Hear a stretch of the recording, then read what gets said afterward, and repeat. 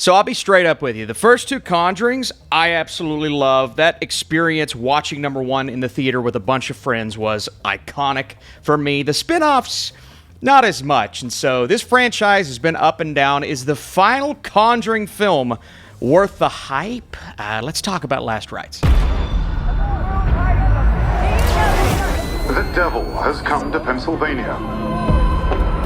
So, new Conjuring, that means a new family that we're focusing on. Jack and Janet move their family into this semi-creepy home, and of course things start to happen. And so Ed and Lorraine Warren must go one last time to take on this case and hopefully not become a demon. Repent, and thou shalt be saved. But this time, they've got their daughter Judy with them. We've grown to love this family. We know Judy's played an integral role in all four of these Conjuring movies. I'm talking the Conjuring movies, not the spin-offs, not the Annabelle films. But I really like this family in general. That trio is something that I enjoy. Ben Hardy plays Judy's boyfriend, a guy who's a little intimidated by Ed Warren, and so we're kind of sparking that relationship in the beginning, and then, we're 30 minutes into this film, and I realize we haven't really spent a ton of time doing the actual case. So you know how the first Conjuring, we get to know the family, Ed and Lorraine Warren, okay, bada bing, bada boom. We are there, we're taking on this challenge, and we get to see all of them operate together. And every time Ed and Lorraine come into a home, whether they are called there or not, you can feel their presence. And Ed says it a little bit later on in the film when they're washing dishes together. Nice father and maybe future son bonding moment, but he's saying just our presence here makes the family feel better. Whether or not we can execute the exorcism, well, that's up to them. The day of redemption is at hand! So the first Conjuring, love with everything in me. The second one, I'm a big fan of it. It's not as enthralling as the first, but you still have those scares that are so properly executed.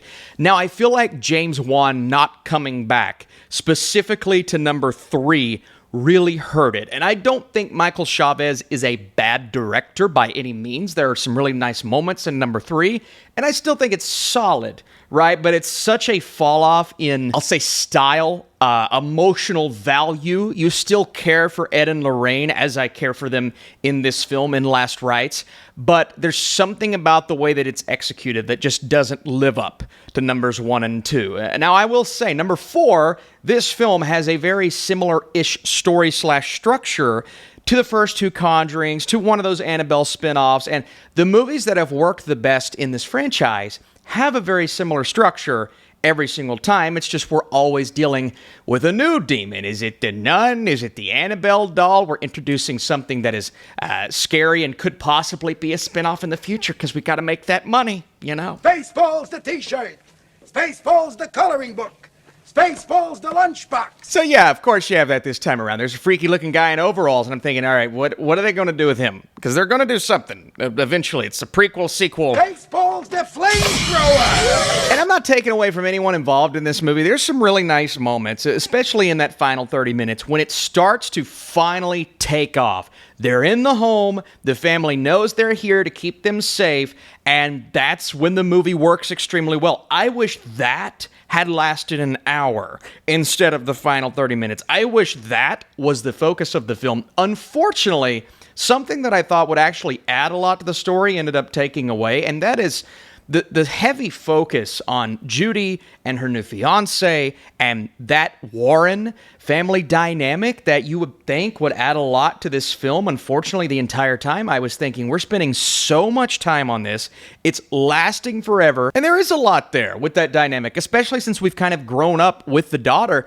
But at the same time, I watch these Conjuring movies to see that new family introduced, what they're going through, the trauma they're experiencing, and then to see Ed and Lorraine come in and at least try to make it all better. But there's such a heavy focus on the other side of that, and unfortunately the writing just doesn't do that justice. And so because the writing falls short with that dynamic, and that takes up an hour, 20, 30 minutes of this movie, well, that's when you get one that feels like a bit of a slog as a whole, and Conjuring Last Rites felt very sluggish for me. It's a 2 hour and 15 minute movie. It should not have been that. It should have been 90 flat minutes, even if you would have spent an hour on the whole Judy thing. I say Judy, it's not necessarily her fault. I like all the performances in this film, but that side of it, you'd still have 1/3 of the film left to get into the craziness of it all. And when everything picks up, the scares pick up. And there's scares layered all throughout this film. One that we kind of see in the trailer that happens in a bunch of mirrors. That was pretty cool. And a couple of times when creepy looking guys are coming down from ceilings. And of course, Lorraine's going to see a lot of stuff. Judy is heavily involved with that. The relationship with her mother is nice, but they just spend so much time plotting and prodding along to where I just felt the pacing of this movie start to plummet at a point. And I was thinking, there's no way they're going to recover, because I'm frankly bored. And I've never flat out said I'm bored during one of the main Conjuring movies. Even the third, they kept me on my toes. That film has issues. But with this one, I just feel as if this did not have the oomph, the style, the it factor, not even remotely close, that the first or second Conjuring had. It's much more in line with the third. The problem is we just don't learn enough about the new family. Spend a little time at the beginning, but that family felt so at arm's length from me by the third act. So you're really supposed to care about the kids and the girls and everyone involved. And I'm just like, I don't know them very well.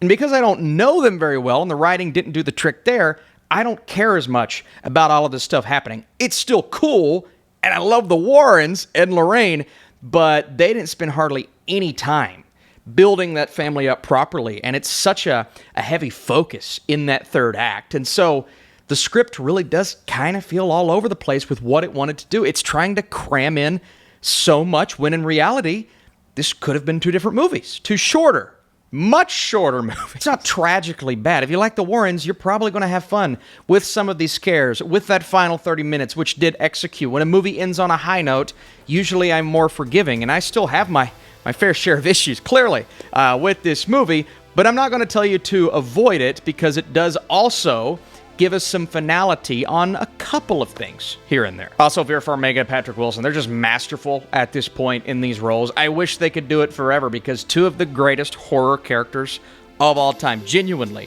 their screen time in this is elite, as it always is. Before I give you my score, what's your favorite Conjuring movie? It can be one of the main films, a spin-off, whatever it may be. Leave those in the comments down below. Share this review, drop a like, really helps this channel. I appreciate it. More reviews to come. The Conjuring franchise kicked off with a bang, but predictably dimmed with its relentless stream of sequels and spin-offs. Still, the magnetic core duo of Ed and Lorraine Warren never fails to captivate. Last Rites melds the franchise's finest and flimsiest elements, delivering some gnarly scares, an overdose of family melodrama, and a climactic third act. Unfortunately, the extended Warren family build-up takes up most of the runtime, as the scares themselves feel like an afterthought. That said, once again, you can have fun with it, sit through some scares, do some laundry when it comes to streaming, whatever you may do, or go to the theater. Who knows? Could be a great time. Thanks for watching. I still think the first film is peak. That'll never change. Bye-bye.